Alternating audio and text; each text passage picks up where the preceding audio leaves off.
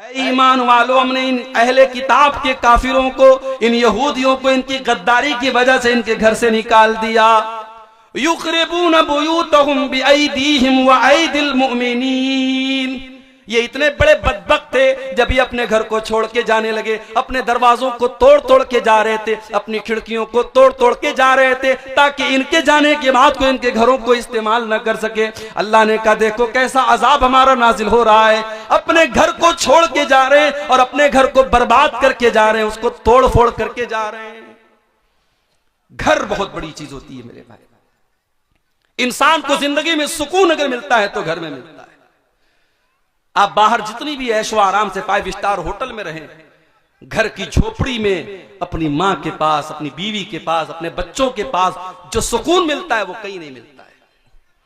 इसीलिए अल्लाह ने फरमाया अल्लाहुल्लज़ी जअल लकुम मिन बुयूतिकुम सकना। अल्लाह ने तुम्हारे घरों को सुकून का जरिया बनाया है। तुम्हें सुकून मिलता है तो तुम्हारे घर में मिलता है, क्योंकि उसी घर के अंदर तुम्हारे बच्चे होते हैं। और बच्चे कैसे होते हैं मेरे भाई? अल्लाह के प्यारे नबी मिंबर पे खुतबा दे रहे हैं, जुमा का खुतबा दे रहे हैं।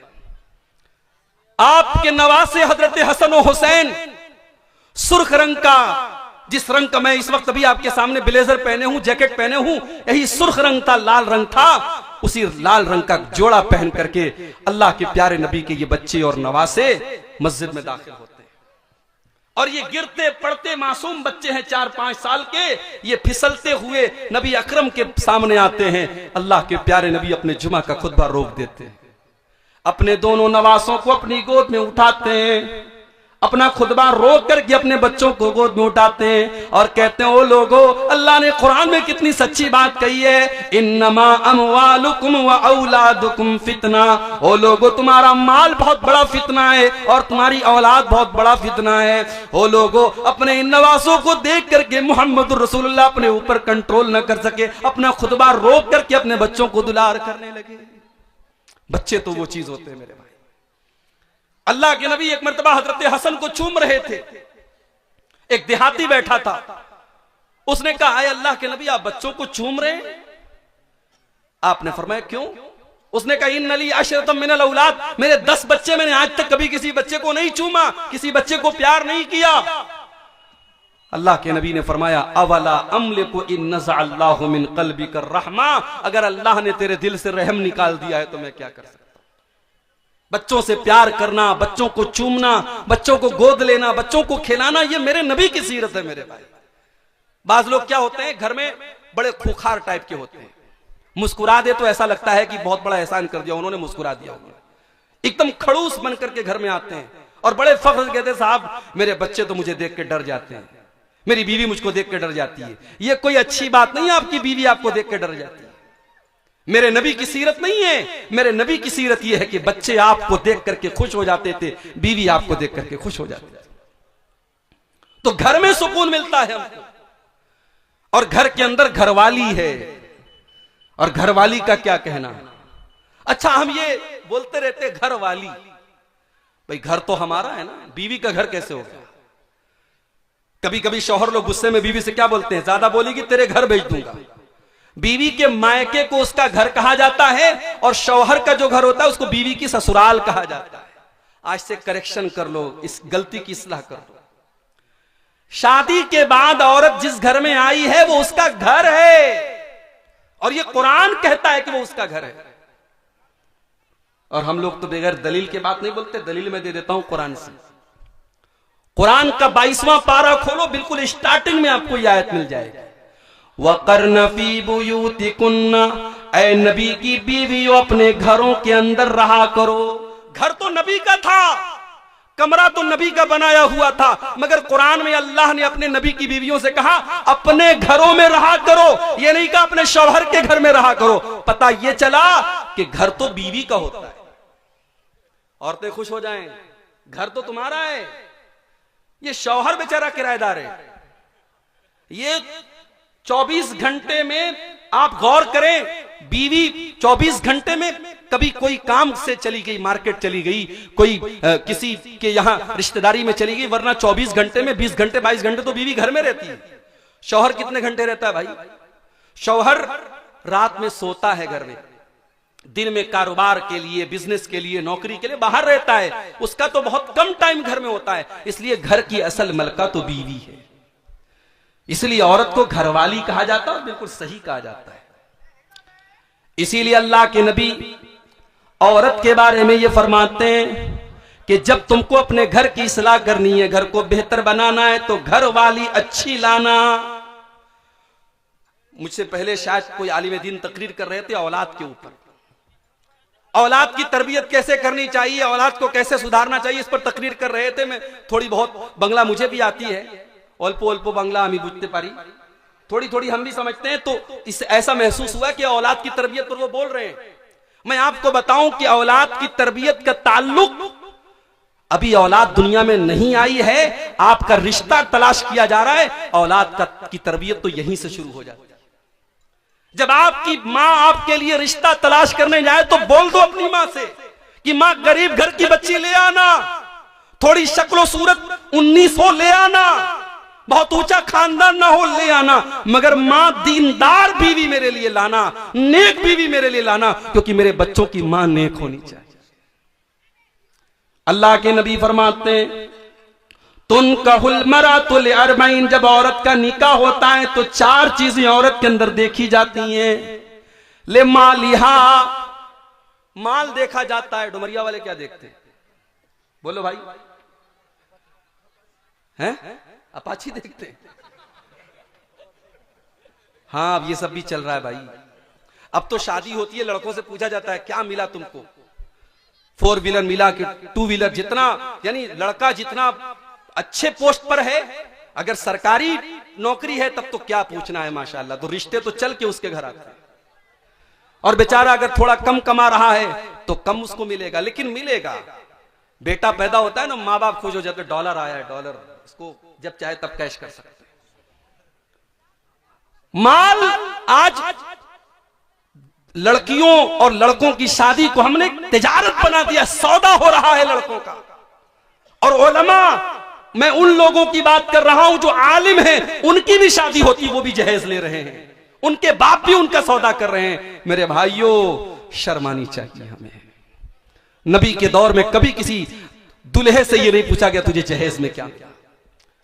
अल्लाह के नबी के दौर में एक साहबी हैं, उनका नाम अब्दुर्रहमान बिन औफ है। मक्का से मदीना आते हैं, खाली हाथ आते हैं, बिल्कुल खाली हाथ आते हैं, उनके पास कोई दौलत नहीं है। अल्लाह के प्यारे नबी ने उनको भाई बनाया, हजरत साद बिन रबी का। साद बिन रबी अंसारी साहबी, हजरत अब्दुर्रहमान मुहाजिर साहबी, अल्लाह के रसूल सल्लल्लाहु अलैहि वसल्लम ने दोनों का हाथ पकड़ करके भाई भाई बना दिया। अब जरा गौर से सुनना मेरे भाइयों, कितने खुददार थे साहबा। हमें तो अगर फ्री में कोई माल मिले हम तो लूटने के लिए तैयार हो जाते हैं। साहबा कितने खुददार थे, जरा अंदाजा लगाओ मेरे भाइयों। हजरत साद बिन नबी अंसारी कहते हैं, अब्दुर्रहमान, मेरे नबी ने तुझको मेरा भाई बना दिया है। अरे अब्दुर्रहमान, ये मेरा घर है, ये मेरी प्रॉपर्टी है, ये मेरे खजूरों के बागात हैं। अरे अब्दुर्रहमान, आ जाओ, मैं बंटवारा कर लेता हूँ, आधा घर तेरा, आधा घर मेरा, आधा खेत तेरा, आधा खेत मेरा, आधा बाग तेरा, आधा बाग मेरा। अरे अब्दुर्रहमान, अभी तू नया नया मदीने में आया है, अभी तेरी शादी होना मुश्किल है, अभी तुझे रिश्ता मिलना मुश्किल है। अरे अब्दुर्रहमान, मेरी 4 बीवियां हैं। अब ये शौहरों के कान खड़े हो गए, मौली साहब 4 बीवियां हैं, हमारे पास तो एक है, बड़ी मुश्किल से एक है। कई नौजवान तो अपने दिल का दुखड़ा बयान कर रहे थे, मौली साहब हम दूसरी करना चाहते हैं मगर बड़ा डरते हैं, बीवी पता नहीं क्या करेगी, ससुराल वाले क्या करेंगे। दूसरी शादी को गुनाह बना दिया गया। शादीशुदा मर्दों के कितने नाजायज ताल्लुकात है, जरा समाज पे नजर उठा के देखो। कितनी औरतों के नाजायज ताल्लुकात है, जरा नजर उठा के देखो। ये समाज हमने कहां पहुंचा दिया मेरे भाई। जो चीज जायज है उसको हमने गुनाह बना दिया और जो नाजायज उसको फैशन बना दिया। अगर कोई मर्द इस लायक है कि उसके पास ताकत है, उसके पास दौलत है, वो 2 बीवियों को रख सकता है, उनके दरमियान इंसाफ कर सकता है, तुम कौन होते हो रोकने वाले? आपने उसको जुर्म बना दिया, गुनाह बना दिया। मुझे तो सहाबे किराम की फहरिस्त में कोई सहाबी ऐसे नजर नहीं आते जिनकी सिर्फ एक बीवी हो। सहाबा के यहाँ आम था 2, 3, 4 निकाह वो किया करते थे। हमारे यहाँ गुनाह बना दिया गया मेरे भाई। और बीवियां, औरतें माशाअल्लाह, उनको तो इतना निगेटिव उनके दिमाग में डाल दिया गया, अरे तेरी सौतन आ जाएगी तो तेरा सब कुछ बढ़ जाएगा, तेरा घर बढ़ जाएगा, फिर शौहर तुझसे मोहब्बत नहीं करेगा। यहां तक बीवियां कह देती हैं कि अगर आप मुझसे सच्ची मोहब्बत करते हैं, आप कभी दूसरी शादी का नाम मत लीजिएगा। और जब उनसे यह कहा जाता है कि अल्लाह के रसूल सल्लल्लाहु अलैहि वसल्लम ने एक से ज्यादा निकाह किया है, क्या अल्लाह के नबी हजरत आयशा से मोहब्बत नहीं करते थे, क्या अल्लाह के नबी अपनी बीवियों से मोहब्बत नहीं करते थे, तो कहती है वो नबी की बात थी, उनकी बात मत कीजिए। हजरत अब्दुर्रहमान बिन औफ को ऑफर करते हैं हजरत साद बिन रबी, आए अब्दुर्रहमान मेरी 4 बीवियां हैं, तुम किसी एक को पसंद कर लो, मैं तलाक दे देता हूं, इद्दत गुजर जाने के बाद आप उससे निकाह कर लेना, आपका घर भी बस जाएगा, आपको प्रॉपर्टी भी दे रहा हूं, आपको खजूरों का बाग भी दे रहा हूं, नौकरी भी मिल रही है, छोकरी भी मिल रही है, सारा घर सेट हो रहा है। मगर अब्दुर्रहमान कितने खुददार थे मेरे भाइयों, कहने लगे बारकल्लाहु लका फी अहलिका व मालिक, ऐ साद बिन रबी अल्लाह तेरे माल में बरकत दे, अल्लाह तेरे परिवार में बरकत दे। ऐ साद इब्न रबी मुझे तेरी बीवी से मैं नहीं चाहता तेरा घर टूट जाए और मेरा घर बन जाए, मैं नहीं चाहता तेरे घर का आधा हिस्सा मैं ले लूं। ऐ साद बिन रबी मैं तो बिजनेसमैन आदमी हूं, मैं तो ताजिर आदमी हूं, मुझे तो कारोबार करना आता है, मुझे मार्केट का पता बता दो, मुझे बाजार का पता बता दो, मैं अपने पैर पे खड़ा हो जाऊंगा। और दुनिया की नजरों ने देखा अब्दुर्रहमान बिन औफ ने हलाल बिजनेस किया, हलाल तिजारत की, घी और पनीर का कारोबार उन्होंने शुरू किया और कुछ दिनों में अल्लाह ने इतनी बरकत दी, उन्होंने एक अंसारी लड़की से शादी की। और जब शादी की तो बीवी को मेहर में उन्होंने क्या दिया, सोने की खजूर की गुठली के बराबर उन्होंने सोना दिया। और उस जमाने में शादी होती थी तो औरतें खुशबू लगाती थी, वो जर्द रंग की खुशबू होती थी, और अगर दुल्हा के कपड़े पर वो खुशबू मिल जाए तो समझ जाओ उसकी शादी हुई है। जैसे हमारे यहाँ आजकल हल्दी लगाई जाती है, शादी के पहले हल्दी की बाकायदा अब तो रस्म होने लगी है, पता नहीं आपके इलाके में क्या हाल है। अब कहीं कहीं बाकायदा हल्दी के नाम से फंक्शन होता है, लड़के लड़कियां हल्दी रंग का कपड़ा पहनते, हराम है ये गैरों की मुशाबहत है। जाके इंटरनेट पर सर्च कर लो, ये हल्दी का ताल्लुक ये बाकायदा एक मजहब से है, एक मजहब के अंदर उसको पवित्र बताया गया, उसको मुबारक बताया गया है। अगर ये समझ कर के आप हल्दी लगा रहे हैं तो फिर ये हराम हो जाएगा मेरे भाई। और आप बाकायदा उससे एक फंक्शन बना के कर रहे हैं, उसमें नाच गाना तक भी हो रहा है। तो हजरत अब्दुर्रहमान ने निकाह किया, उनके कपड़े पर जर्दी लगी थी, अल्लाह के प्यारे नबी सल्लल्लाहु अलैहि वसल्लम की नजर पड़ गई। आप समझ गए कि अब्दुर्रहमान ने शादी की है। कहा अब्दुर्रहमान क्या तुमने शादी की है? हाँ अल्लाह के नबी मैंने शादी की है। आपने फरमाया तुमने बीवी को मेहर में क्या दिया? देखो नबी का सवाल देखो, नबी ने ये नहीं पूछा तुमको जहेज में क्या मिला, क्योंकि साहबा के दौर में जहेज का कोई तसव्वुर ही नहीं था, वो खुददार लोग थे, वो आज हमारी तरह भिखारी नहीं थे मेरे भाइयों। वो नौजवान कितना बड़ा भिखारी है, वो अच्छी नौकरी कर रहा है, अच्छा पैसा कमा रहा है, मगर वो इतना बड़ा भिखारी है, जब तक ससुराल से बेड न मिले वो रात में सोएगा नहीं, जब तक ससुराल से फ्रिज न मिले वो ठंडा पानी न पिएगा, जब तक ससुराल से उसको गाड़ी न मिले वो रोड पर गाड़ी न चलाएगा। अरे तू इतने पैसे कमाने के बावजूद एक नंबर का तो भिखारी बना हुआ है। अल्लाह के नबी अपने साहबी से सवाल करते हैं तूने अपनी बीवी को मेहर में क्या दिया? फरमाया नवातम मिन ज़हब, अय अल्लाह के रसूल मैंने अपनी बीवी को खजूर की गुठली के बराबर सोना दिया है। तो जब शादी करते हैं तो लोग माल देखते हैं, वह जमालिहा, और कुछ लोगों की नजर खूबसूरती पर होती है। माँ चाहती है मेरी बहू ऐसी आए, पूरे गांव में पूरे इलाके में तारीफ हो, बहुत खूबसूरत बहू आई है। सिर्फ खूबसूरती देखी जाती है, सिर्फ रंग देखा जाता है। अगर अच्छी लड़की देख गया है, सब कुछ अच्छा है, दीनदार है, नमाजी है, पर्दा करने वाली है, लेकिन रंग थोड़ा सा दबा है, तो माँ करके कहती है रिश्ता तो बहुत अच्छा था लेकिन लड़की का रंग थोड़ा सा दबा हुआ था, लड़की की हाइट थोड़ी सी कम थी। ओ लोगों, इन छोटी छोटी चीजों को तवज्जो न दो। वो लड़की जिसकी हाइट थोड़ी कम, उसको भी अल्लाह ने बनाया है, जिसका रंग थोड़ा सा दबा हुआ है उसको भी अल्लाह ने बनाया है। अगर वो दीनदार है, पढ़ी लिखी है, खूबसूरत है, अगर वो लड़की अच्छे खानदान की है, उसकी दीनदारी को देख करके उससे निकाह कर लो। उस छोटी सी बुनियाद पर उसके रिश्ते को रिजेक्ट मत करो। अल्लाह के नबी कहते कुछ लोग खूबसूरती देखते हैं और कुछ लोग वले हसबिहा, उसका खानदान देखते हैं, हमारी बिरादरी से मैच करती है कि नहीं, हमारे कबीले से मैच करती है कि नहीं, जिस खानदान से हम उस खानदान से मैच करती है कि नहीं। वले दीनिहा, और कुछ लोग लड़की की दीनदारी देखा करते हैं। अल्लाह के नबी फरमाते हैं फज़फर बिज़ातिद्दीन, जब तुम लड़की देखने जाओ तो दीनदार लड़की देखो, दीनदार बीवी अपने घर में लेके आओ, तुम कामयाब हो जाओगे। घर को जहन्नम से बचाना है, बच्चों को जहन्नम से बचाना है, तो रिश्तों में मेरे भाइयों दीनदारी देखो। और जब लड़की के लिए लड़का देखने जाओ तब भी दीनदारी देखो। और मैं एक बड़ी पॉइंट की बात बता रहा हूं अपनी बहनों से, किसी बेदीन से शादी करने से बेहतर है, किसी बेदीन की एकलौती बीवी बनने से बेहतर है किसी दीनदार की एक औरत दूसरी बीवी बन जाए, तीसरी बन जाए। वो इंसान जिसके पास दीन नहीं है, जिसके पास अखलाक नहीं है, वो आज नहीं तो कल तुम्हें पछताने पर मजबूर कर देगा।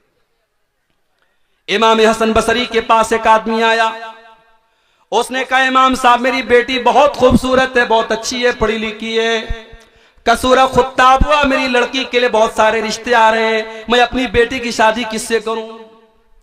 गौर से सुनना, इमाम हसन बसरी जवाब देते हैं कि अपनी बेटी की शादी ज़व्विजहा तक़ी, अपनी बेटी की शादी किसी मुत्तकी इंसान से कर दो, किसी ऐसे इंसान से कर दो जो मुत्तकी हो, जो परहेजगार हो, जो अल्लाह से डरने वाला हो। क्योंकि ऐसा इंसान जब तुम्हारी बेटी से शादी करेगा, इन अहब्बहा अकरमहा, अगर तुम्हारी बेटी से मोहब्बत करेगा तो इज्जत देगा, व इन करिहा, और अगर किसी वजह से मियाँ बीवी में निभाव ना हो सका, अगर मियाँ बीवी में मोहब्बत ना हो सकी, तो आपकी बेटी को वो जलील नहीं करेगा।